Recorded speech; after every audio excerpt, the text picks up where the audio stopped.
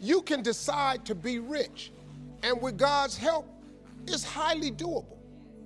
But you first have to think it. Listen, getting successful, whatever you consider successful, if it's rich, whatever, it's not a magic trick. It's not God picks certain people he'll make rich and certain people he don't.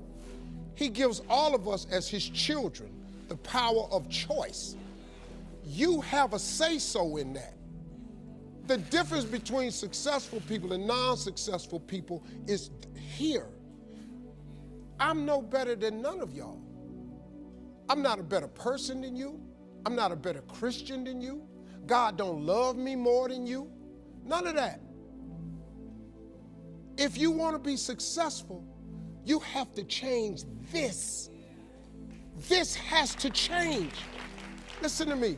It's not, what makes it hard is your lack of belief that it can happen for you.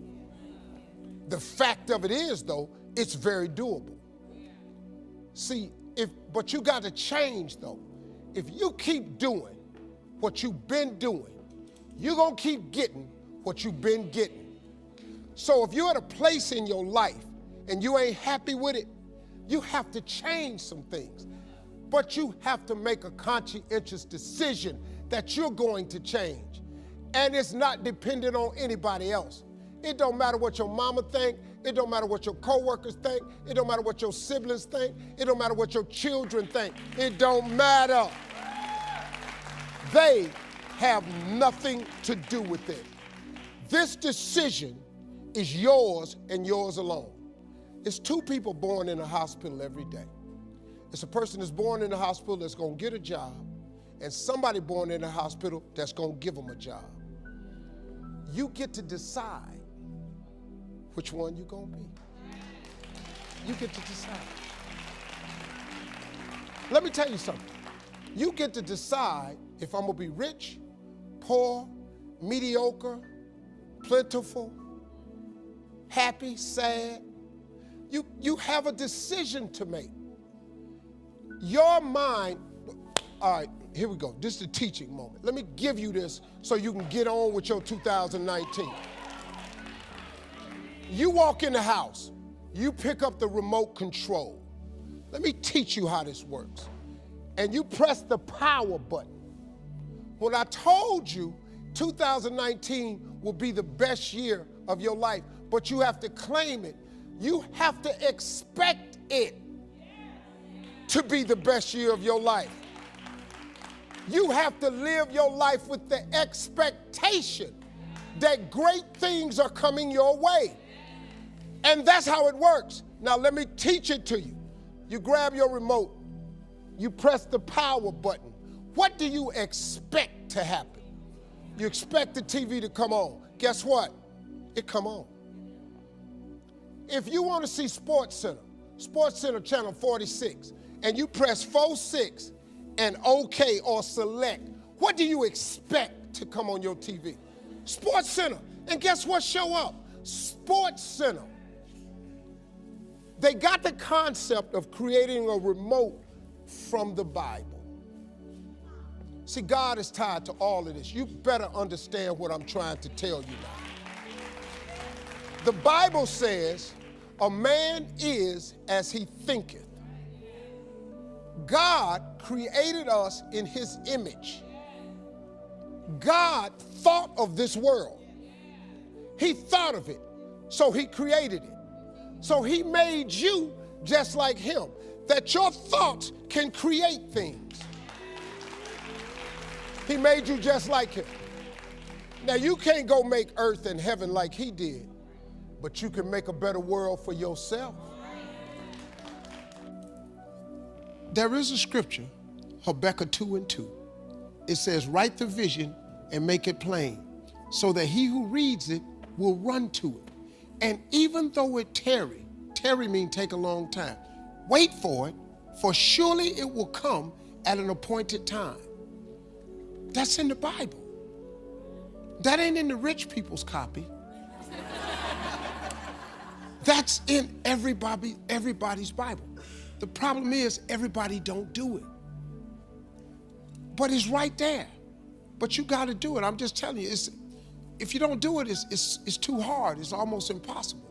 That vision board has changed my life. Everything I put on my vision board, I get. Everything. Now, you have to understand something. It's not going to come when you want it to come. It comes at an appointed time. That's the trick. But the appointed time is what throws people off. Because when you ask God for something, he sends it, he ships it immediately. Soon as you ask him something, you really believe he'll do it, he boxes it up and he ships it to you immediately. The problem with the package is he never gives you the date that the package is going to arrive. He doesn't do that. He doesn't do that. Because if he told you the date that the package would arrive, it would destroy the requirement he has of all of us, which is faith. Faith is the belief in things that you cannot see. So if you ask God for $1 million and he tell you, I'm gonna give it to you in March of 2020, you wouldn't need no faith. You'd be talking to people crazy because you know in 2020, I'm finna be a millionaire. But he sent $1 million as soon as you ask for it. But it's going to come at an appointed time. The problem is people stop waiting on the package. Then when it get to you, because he delivers only to Faith Street, when he delivers to you on Faith Street, but you done stepped off of Faith Street, you over here on I don't see how circle. He don't ship there. Instead of staying on Faith Street, you done stepped over here to I don't believe it Boulevard or it took too long Avenue. Then the package come to Faith Street. It's just like the post office and FedEx. If you ain't there to receive it, it got to go back. That's how it works, man. You have control of this. This belongs to you. This is yours. You're the captain. You're the master. You're the foreman. You're the general. You're the head. Don't give control of this to nobody, especially the devil.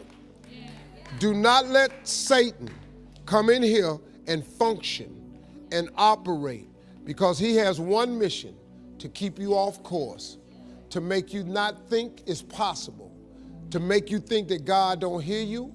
His job is only to destroy you, to make sure that you don't become what God intended for you to become. That's the mission of the devil. Now, if you don't believe in the devil, this conversation ain't for you. If you don't believe in God, this conversation ain't for you. I'm not talking to you. I'm talking to people who are spiritually based. If you get control of this, that's why I'm telling you these two books. Look, the best book you can read is the Bible. If you read the book of Proverbs over and over and over, it's the book of wisdom and understanding. It would really help your life, man, if you just read. Now, I'm going to be honest with you. That's the only book in the Bible I've read cover to cover. I've only read the book of Proverbs. I've read some scriptures every now and then. I only know 5 or 6 scriptures by heart. I'm just going to be real with you. But I've memorized them 5 or 6 scriptures, and them 5 or 6 got me here today. I know a lot of people that know the Bible inside out ain't got nothing to show for it. You know why? Because they memorized it, but they didn't apply it. I have applied 6 scriptures to change my life.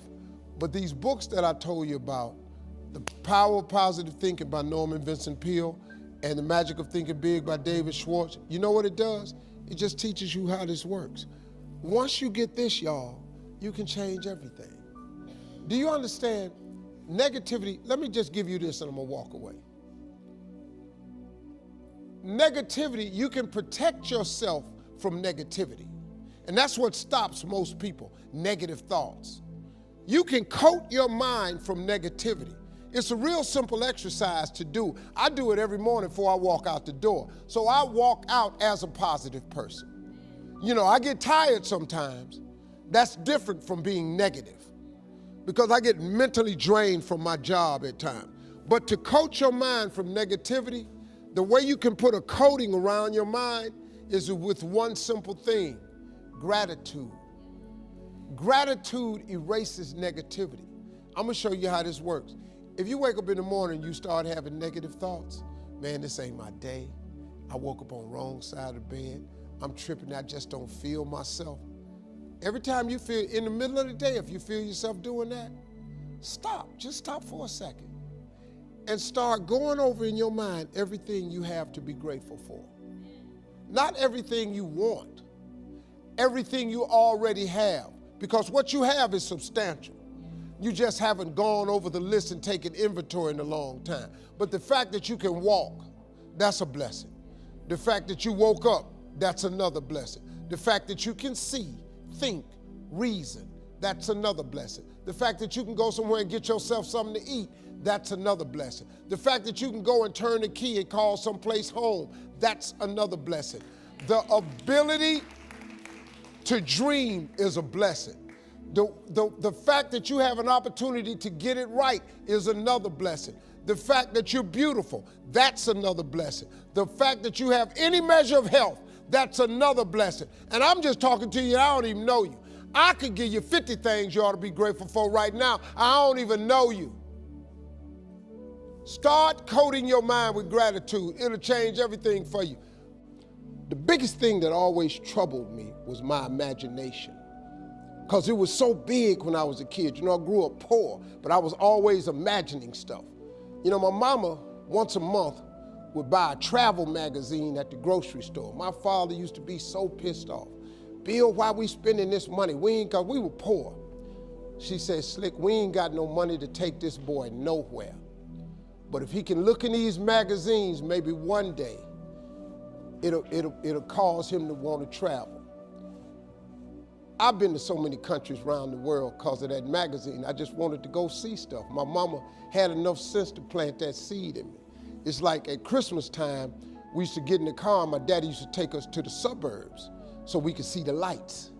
And you know, we just drove around the lights, and I was amazed at the suburbs, because I would see these big houses with horseshoe driveways where you drove in and came out the other side. You know, in the hood, you pull in the yard and you back your ass back out.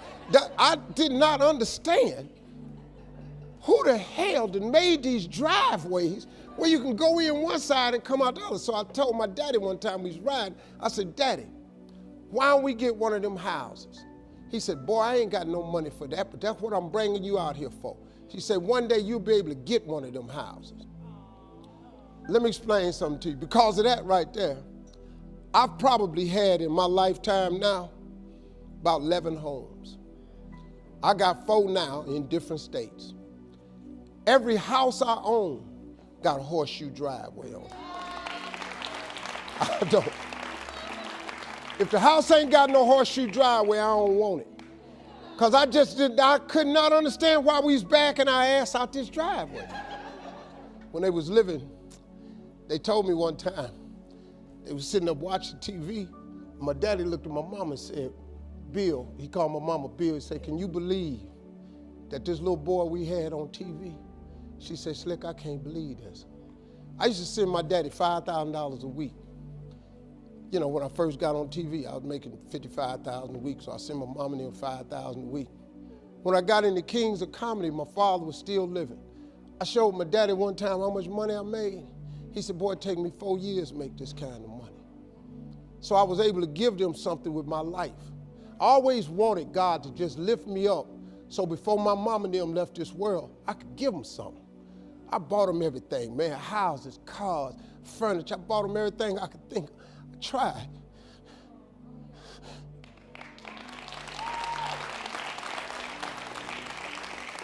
And you know what's crazy, man?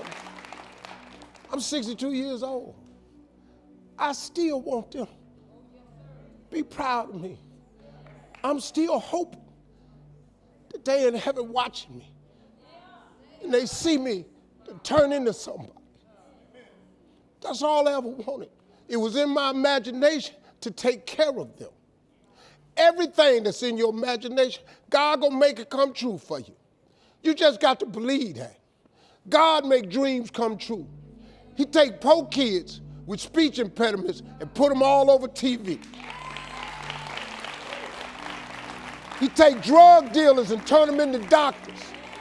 If God can do that for me, explain to me how he can't do it for you.